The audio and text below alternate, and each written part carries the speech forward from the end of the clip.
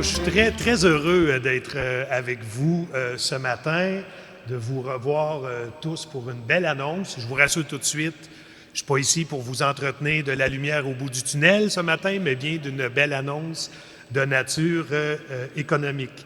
Merci aux gens de Bord à Live de nous recevoir, les deux Stéphane, M. Rompré, M. Moiran et toute l'équipe. Je prends aussi un moment, si vous permettez, pour saluer Monsieur le maire, Serge, merci d'être là. Monsieur le préfet de la MRC, maire de Saint-Ours aussi, Sylvain, merci pour votre présence, Monsieur le préfet. Les gens de développement économique, Pierre de Sorel, représenté par Yann Parenteau, qui est VP du conseil d'administration. Yann, qui est une belle fierté régionale aussi, là, je me permets de le dire, puisqu'il représente un succès économique important pour la région dans un créneau qu'on a tendance à oublier dans les régions, l'ETI. Alors, encore une fois, bravo. Puis je te promets que c'est la dernière fois que je le dis, là, je vais arrêter de t'achaler avec ça. Ensuite, on a les gens de la Société des parcs, Nancy Annie qui est ici, les gens de la Chambre de commerce, Linda, merci beaucoup de t'être déplacée pour venir nous voir, et tous les gens qui êtes présents, les membres des médias aussi, merci d'être là. Content donc de vous voir aujourd'hui.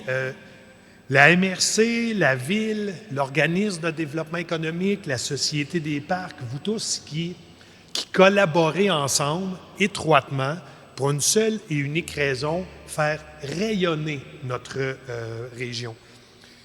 Et je dis collaborer ensemble parce que c'est un incontournable. Parce que là, je ne vous apprends rien, Sorel-Tracy et la grande région, la MRC, nous sommes en compétition avec toutes les régions du Québec.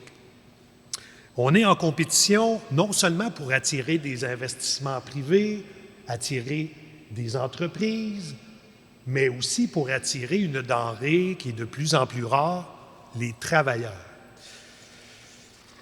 Alors, il faut se rendre attrayant, j'ai envie de dire qu'il faut se rendre attirant, il faut se mettre sur notre 36, comme on dit, hein, M. le maire, une grande séduction pour attirer ces travailleurs, ces familles à venir, les inciter à venir s'installer chez nous. Puis là, je salue le travail dans ce sens-là de la MRC, de la Ville, ensemble, Serge, Sylvain, Monsieur le Préfet et toutes les équipes. On travaille, vous l'avez vu dans les derniers mois, dernière année, pour améliorer les infrastructures sportives, pour ajouter des places en garderie, pour construire ou rénover nos écoles, améliorer les équipements médicaux, entre autres avec la venue de l'appareil IRM, parce que c'est important d'avoir toutes ces infrastructures-là pour se rendre attrayants. Les citoyens actuels, comme les nouveaux qu'on veut amener chez nous, veulent et exigent à raison des services de qualité.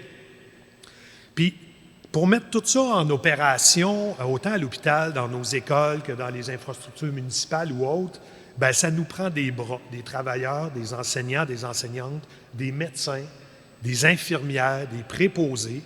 Et puis, j'ouvre une petite parenthèse, si vous permettez, pour vous indiquer que c'est exactement le même phénomène en ce qui concerne la belle annonce de la semaine dernière, lorsqu'on a parlé de la régionalisation des emplois de l'administration publique. C'est un dossier que je travaillais depuis 8 mois avec ma collègue Sonia Lebel, très heureux du dénouement.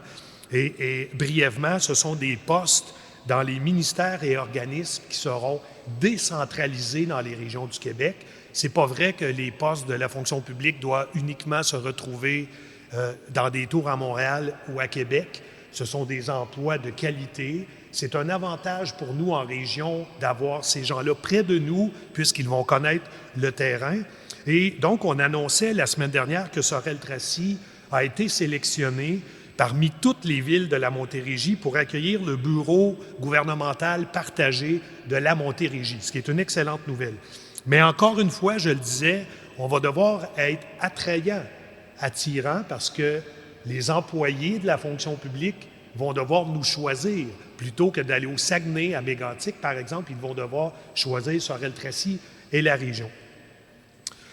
Mais j'ai confiance, je suis optimiste. Les efforts de la Ville, des partenaires de la MRC portent fruit. On a récemment vu que la population a augmenté à Sorel-Tracy. Ce c'est pas juste vos enfants, Monsieur le maire, ou vos petits-enfants, là, je devrais dire. Non, mais blague à part, c'est encourageant. Et je referme la parenthèse et je reviens donc à notre annonce du jour. Alors, je suis ici à titre de député de Richelieu, bien entendu, mais également pour représenter mes collègues, le ministre M. Pierre Dufault, ministre des Forêts, de la Faune et des Parcs, et Mme Lucie Lecourt, qui est la ministre déléguée à l'économie.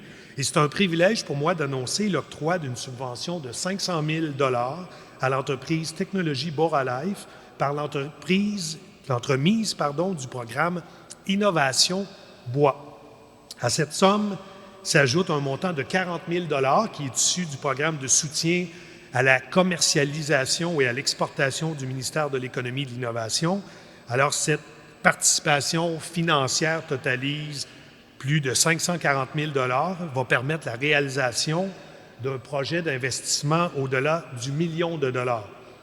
Le projet de technologie Boralife consiste à parachever le système de traitement de bois ignifugé de son usine, à atteindre un niveau de production commerciale, certifié selon les normes de plusieurs codes de construction américains. Ce procédé va permettre à l'entreprise d'accéder au marché américain et également aux entreprises de préfabrication québécoises d'utiliser le bois québécois dans des bâtiments destinés au marché américain. Technologie Boralife a obtenu des brevets canadiens et américains pour son procédé innovant, ce qui la place en excellente position pour se tailler une place de choix dans le marché du bois ignifugé. M. Rompré va sûrement pouvoir vous en parler plus en détail là, tout de suite après moi.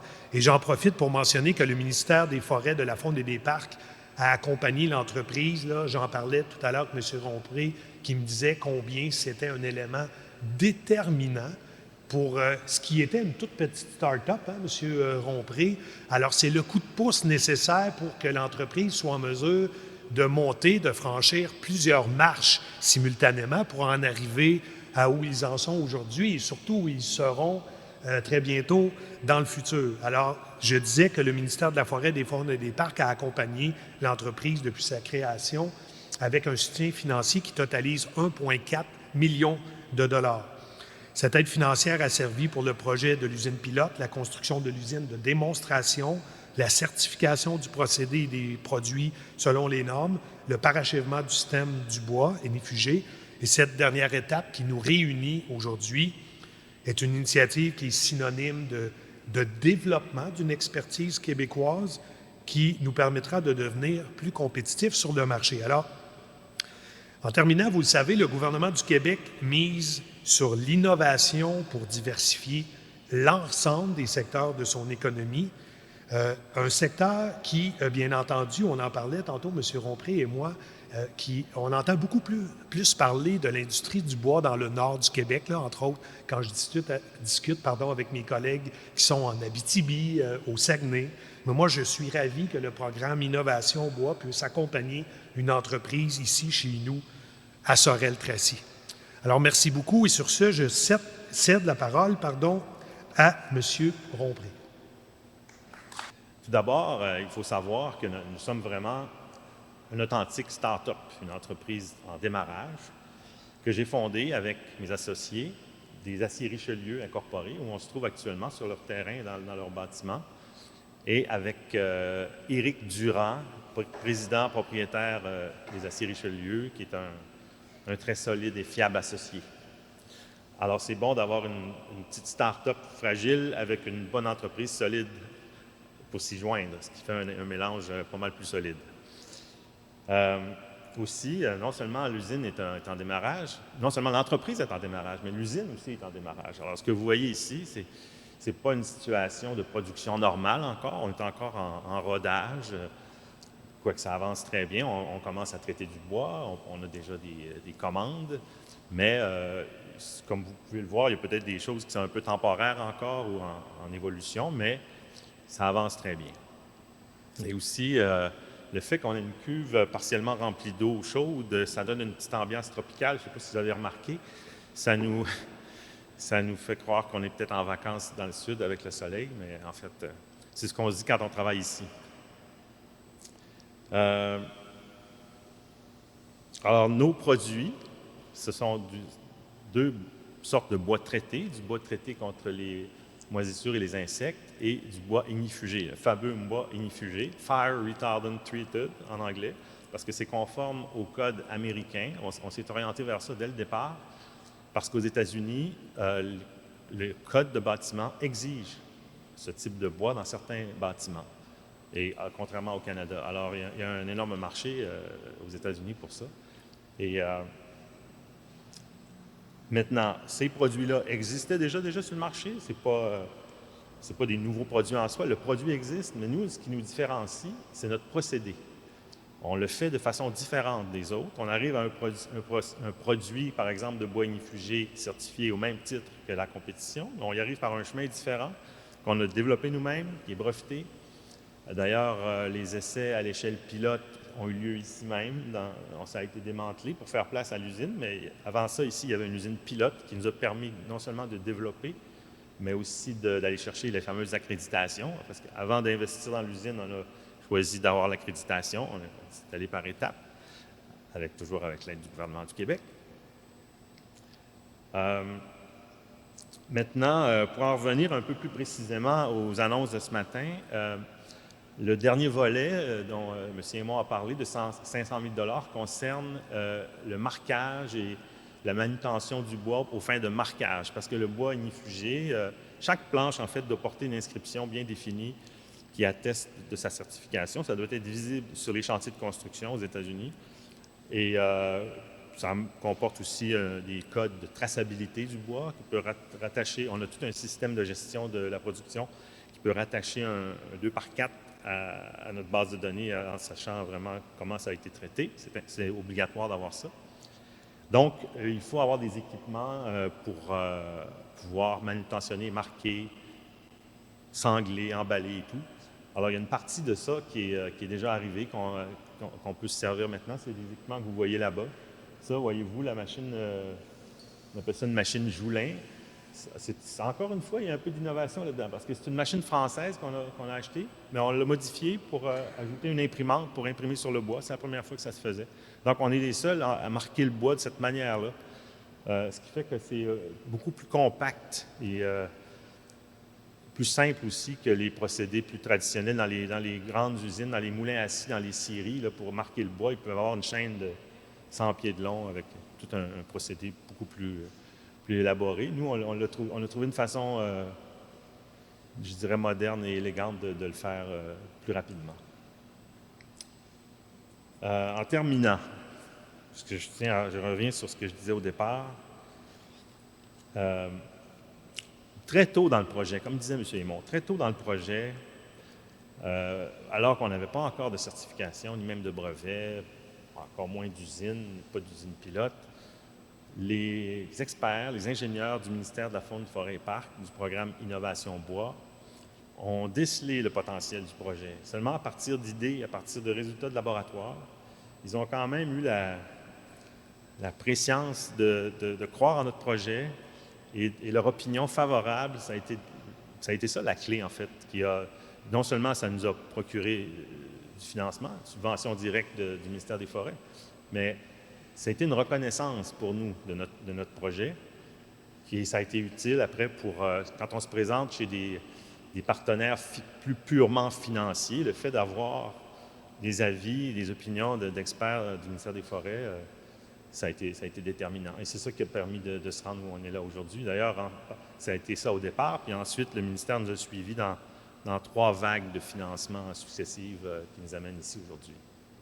Alors, j'espère que brièvement, j'ai pu témoigner de toute l'importance de l'aide financière du gouvernement du Québec pour Boralife. Merci. Alors ici, on assiste ce matin à une importante annonce économique que notre député Jean Bernard vient de rendre publique pour une nouvelle entreprise installée chez nous à Sorel-Tracy, Technologie Boralife. Une jeune entreprise qui, par sa technique, son procédé unique aussi, qui donne au final, qui est breveté, bien entendu, qui donne au final un bois ignifugé, en plus de protéger contre les moisissures, puis aussi contre les insectes. Que demander de mieux? Pour ma part, c'est la deuxième fois en autant de semaines que j'ai le plaisir de me joindre au président de Boralife, Stéphane Rompré, pour l'octroi d'une aide financière de nos gouvernements supérieurs. Puis surtout, un support à cette jeune entreprise de Sorel-Tracy. Alors, ce qui témoigne bien l'importance et surtout de la reconnaissance de nos gouvernements d'accorder à Boralife la ferme volonté à ses dirigeants d'innover, de se tailler une place enviable dans le marché de bois traités en Amérique, parce que c'est un marché quand même assez extraordinaire à exploiter. À titre de maire, vous comprendrez que je me réjouis évidemment de ce nouveau soutien financier à cette entreprise, et c'est une fois de plus, une bonne nouvelle pour notre économie locale et régionale. Ce matin, il faut féliciter Jean-Bernard Raymond et son gouvernement. Alors, merci, Monsieur le député, pour les représentations que vous avez faites auprès du ministre de l'Économie et de l'Innovation pour plaider avec enthousiasme et justesse la cause de Boralife pour cette aide financière. Merci aussi à Stéphane Rompré d'avoir fait le choix de Sorel-Tracy. Et ça, c'est important, on en discutait tout à l'heure, pour installer votre entreprise chez nous. Alors, vous avez cru en la situation géographique, stratégiquement qu'on est, Sorel-Tracy, les facilités de production. Vous l'avez mentionné tantôt, les différents partenariats que vous avez trouvés localement chez nous, et aussi le transport qu'elle offre et la vitalité économique. La vitalité économique qui se manifeste depuis déjà un bon moment sur notre territoire et de lancer Boralife et d'accroître de plus en plus possible son développement qui est en plein potentiel, qui offre son plein potentiel, devrais-je dire. Alors, en terminant, et je l'ai dit récemment lors d'une conférence virtuelle avec la Chambre de commerce de Sorel-Tracy et d'industrie, alors je me redis encore, je le redis, Sorel-Tracy est définitivement et indéniablement sur une bonne lancée. Les bonnes nouvelles s'enchaînent. En somme, l'avenir s'annonce prometteur pour Sorel-Tracy et pour le plus grand bien de nos entreprises, de nos travailleurs et surtout pour toute la population. Vous me verrez probablement comme un marchand de bonheur, mais vous me connaissez, je suis de nature optimiste et j'aime que les choses se fassent le plus rapidement possible, si possible, et parce que, comme vous, j'ai à cœur Sorel-Tracy, j'ai à cœur sa destinée, puis aussi j'ai à cœur son avenir.